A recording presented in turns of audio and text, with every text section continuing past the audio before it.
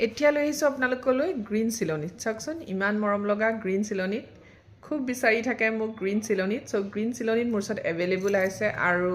চাইজটো চাওক ইমানটো আহিব এয়া দেখিছেনে ইমান মৰম লগা চ' এইটো মই পিন্ধি দেখুৱাওঁ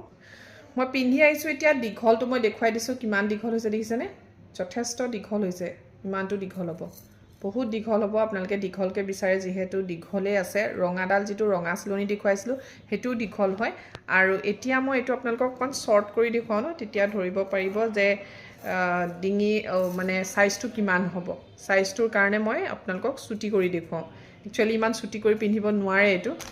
আৰু ফুলিযোৰ খুব ধুনীয়া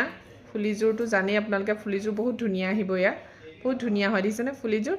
চ' যদি ল'ব বিচাৰে প্ৰাইচ সেম হ'ব 2200 2200 টকা ৰঙাটোৰ যিটো প্ৰাইচ হয় সেইটোৱে হ'ব